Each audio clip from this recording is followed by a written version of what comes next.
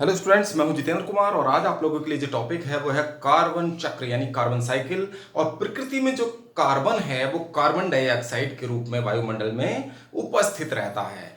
तो वायुमंडल में जो कार्बन डाइऑक्साइड है उसकी जो मात्रा है वो होती है 0.03%। इसको ध्यान रखना, ये कई बार कॉम्पिटिशन्स में भी पूछा जाता है। तो वायुमंडल में कार्बन जो है कार्बन डाइऑक्साइड के रूप में रहता है और कार्बन डाइऑक्साइड की जो मात्रा है वायुमंडल में वो होती है 0.03%। और ये जो है किन किन विधियों से हमारे वातावरण में इसका जो चक्रीकरण है, साइकिलिंग है, वो किस प्रकार होती है। एक तो देखिए बाई फोटोसिंथेसिस, जो हरे पेड़ पौधे हैं फोटोसिंथेसिस द्वारा कार्बन डाइऑक्साइड का उपयोग करते हैं। प्रकाश संश्लेषण की क्रिया द्वारा, आप लोग जानते ही हैं ये। तो प्रकाश संश्लेषण की क्रिया में जो हरे पेड़ पौधे हैं वो क्या है, वायुमंडलीय नाइट्रोजन का उपयोग करते हैं प्रकाश संश्लेषण की क्रिया द्वारा। ये कार्बन डाइऑक्साइड क्या होता है, ये हरे पेड़ पौधों द्वारा क्या है, हरे पेड़ पौधे इसको कार्बन डाइऑक्साइड को एब्जॉर्ब कर लेते हैं। ये हरे पेड़ पौधे जो हैं इनको हम क्या कहते हैं, प्रोड्यूसर्स कहते हैं, उत्पादक कहते हैं, क्योंकि ये उत्पादन का काम करते हैं। तो उत्पादक जो है क्या करते हैं, हरे पेड़ पौधे प्रकाश संश्लेषण द्वारा कार्बन डाइऑक्साइड का यानी कि CO2 का यूज कर लेते हैं। ये CO2 हरे पेड़ पौधों ने प्राप्त की। और इसके अलावा कुछ कीमोसिंथेटिक बैक्टीरिया भी हैं, जो कीमोसिंथेटिक बैक्टीरिया भी क्या करते हैं, सोयल में कार्बन डाइऑक्साइड को एब्जॉर्ब कर लेते हैं। यानी कि रसायन संश्लेषी जीवाणु होते हैं कुछ कीमोसिंथेटिक बैक्टीरिया होते हैं, यानी कि रसायन संश्लेषी जीवाणु, जो क्या करते हैं, ये जीवाणु वायुमंडल की कार्बन डाइऑक्साइड का क्या करते हैं, सूक्ष्म मात्रा, इसकी बहुत थोड़ी मात्रा एब्जॉर्ब कर लेते हैं और सोयल में मिलाते हैं। और इनके द्वारा भी ये कहाँ, प्रोड्यूसर्स में पहुंचती है CO2।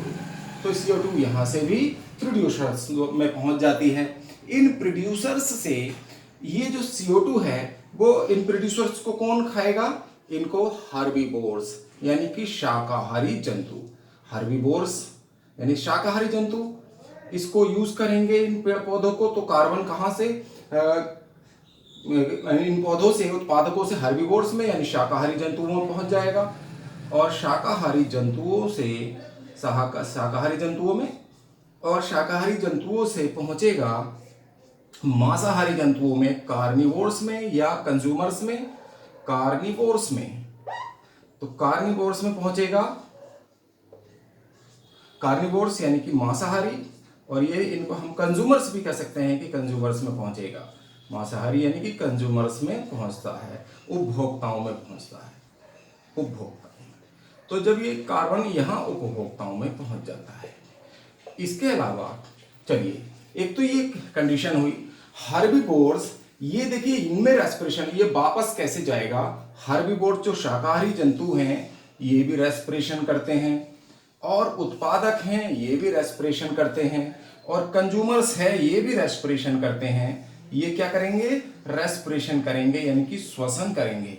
श्वसन यानी कि सांस लेना और छोड़ना। तो इनमें रेस्पिरेशन द्वारा क्या होता है, श्वसन द्वारा, श्वसन की क्रिया द्वारा क्या होगा, जो CO2 है वो किस में चली जाएगी, यानी कार्बन डाइऑक्साइड वापस रेस्पिरेशन द्वारा कहाँ पहुंच जाती है, एटमॉस्फेयर में पहुंच जाती है।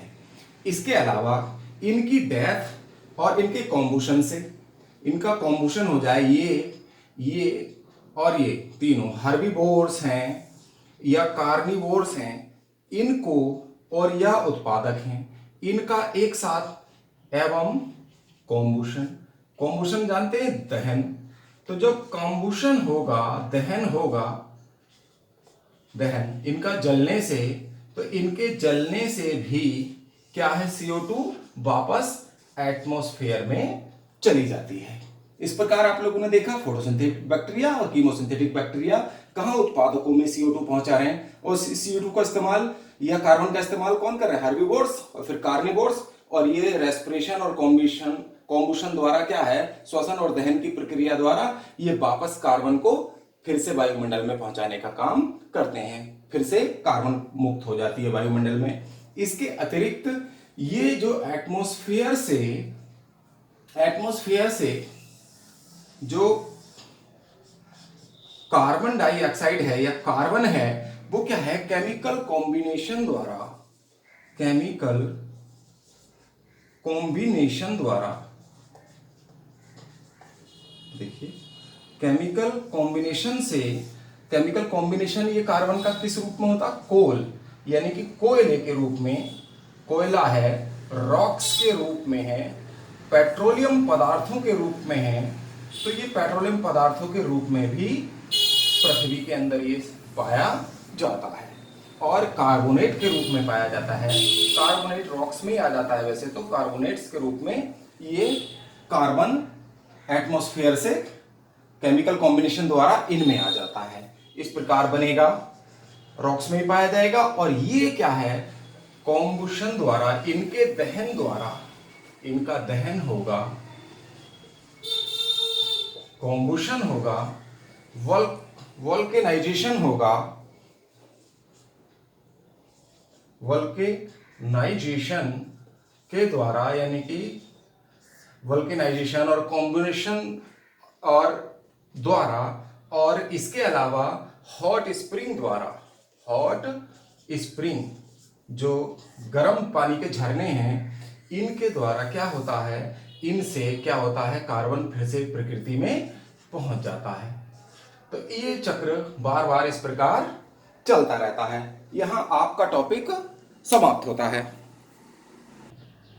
आपको टॉपिक कैसा लगा कमेंट बॉक्स में जाकर कमेंट करिएगा। जिन स्टूडेंट्स ने अभी तक हमारे चैनल को अभी तक सब्सक्राइब नहीं किया है, वो आज ही हमारे चैनल को सब्सक्राइब कर लें और बेल आइकन का बटन भी दबा दें, जिससे आने वाले वीडियोस की नोटिफिकेशन आपको समय से मिलती रहे। आपका बहुत बहुत धन्यवाद। आपका मंगल हो। Thank you very much.